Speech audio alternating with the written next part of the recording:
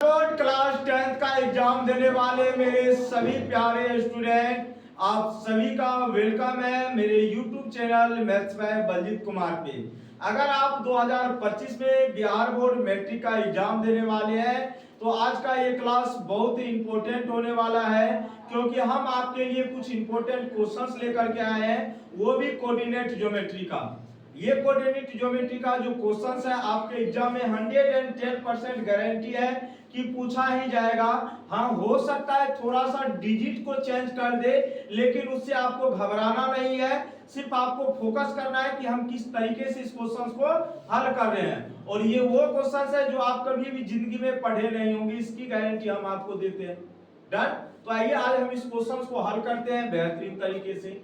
सबसे पहले मेरे प्यारे स्टूडेंट, यहाँ पे हम क्वेश्चंस को अगर समझने का प्रयास करें तो यहाँ पे कहा गया है यदि a 2,1 और b जो है 1,-3 को मिलाने वाली रेखा के मध्य बिंदु, यहाँ पे समझना मेरे प्यारे स्टूडेंट, मध्य बिंदु के निर्देशांक अल्फा कोमा बीटा है, तो सिद्ध करें कि 6 अल्फा प्लस बीटा बराबर 8 होगा। ये हमें साबित करके बताना है। और हमने प्यारे स्टूडेंट आपको बताया था एक कॉन्सेप्ट, अब उस कॉन्सेप्ट को थोड़ा सा हम लोग जागरूक कर लेते हैं। जैसे मान लो ये कोई रेखाखंड है और यहाँ पे बिंदु ए है जिसका कोऑर्डिनेट x1, y1 है, और यहाँ पे b कोई बिंदु है जिसका कोऑर्डिनेट x2, क्या है, y2 है।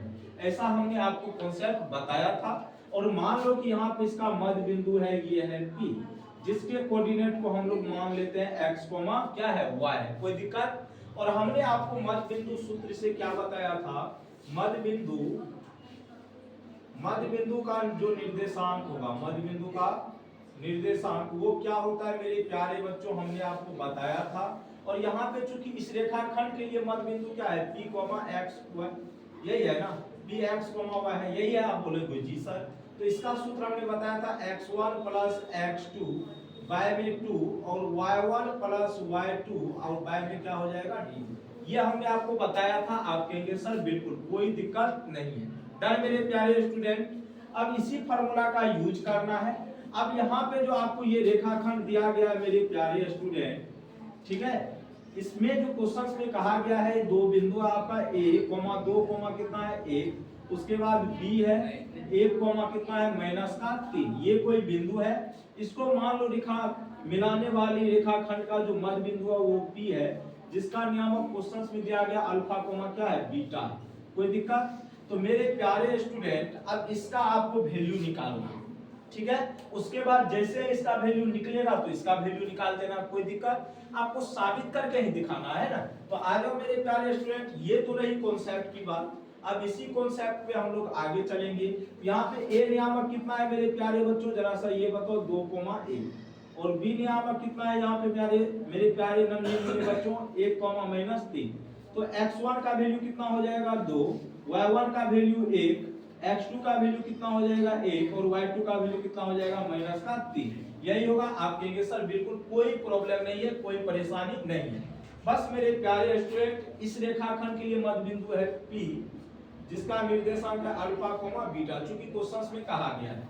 अब इसके लिए सूत्र हम यही यूज करेंगे, x1 plus x2/2, y1 plus y2 bye 2। ऐसे आप कर सकते हैं। तो यहाँ पे तुलना करेंगे, यहाँ पे x की जगह क्या है, यहाँ पे देख लो हुआ, ये x का मतलब हुआ कि ये x कोऑर्डिनेट है, तो यहाँ पे x कोऑर्डिनेट क्या है, ये, तो मतलब x नियामक ये हो गया। उसी तरह y नियामक ये हो गया। तो यहाँ पे x की जगह अल्फा है, तो अल्फा की तुलना x कोऑर्डिनेट से करेंगे, तो x1 प्लस x2 बाय में हो जाएगा 2, और बीटा की तुलना करेंगे y कोऑर्डिनेट से, तो y1 प्लस y2 बटे में कितना हो जाएगा 2। बस इतना कहानी आपको करनी है। तो अल्फा का वैल्यू कितना हो जाएगा, x1 कितना है प्यारे स्टूडेंट 2, x2 कितना है मेरे प्यारे स्टूडेंट 1, और बट्टा में 2, और बीटा की वैल्यू y1 प्लस y2, तो y1 है 1 और y2 कितना है -3, बट्टे में कितना 2। अब इसको जैसे मेरे प्यारे स्टूडेंट हल करेंगे तो ये आएगा 3/2, और यहाँ पे ये हो जाएगा -2/2 का मतलब होता है माइनस का कितना 1। यही होता है ना। अब आपको सिद्ध करके बताना है, क्या हम नहीं कर सकते हैं? सिद्ध करना है कि 6 अल्फा प्लस बीटा का वैल्यू किसके बराबर होता है, 8 के बराबर। तो 6 अल्फा का वैल्यू कितना हुआ, 3/2, बीटा का वैल्यू कितना है हुआ मेरे बताओ तो -1। बस यहाँ पे देखोगे LHS से हम ले रहे हैं, कोई दिक्कत? आप कहेंगे सर कोई दिक्कत नहीं है। तो 2 दिया है 6, 3 गुना 3 कितना होता है 9, प्लस माइनस तो 9 में से 1 जाएगा कितना 8, और आपका RHS यहाँ पे मेरे बुआ क्या हो गया सिद्ध हो गया। क्या हो गया? सिद्ध हो गया। और यही शायद आपसे कहा भी गया था, और हम आपको चैलेंज देते हैं, आप अपने कॉपी पे उठा करके देख लेना, उल्टा करके देख लेना। अगर आपकी कॉपी में होगा इस टाइप का क्वेश्चंस तो आप जरूर हमें फोटो खींच करके भेजिएगा, ताकि मुझे भी संतुष्टि मिले कि आपको भी पढ़ाने वाला जो है बेहतरीन है। ऐसा मेरा मानना है। आपका मानना क्या है? कमेंट्स करके जरूर राय दे। बाय बाय, टेक केयर, जय हिंद, जय भारत।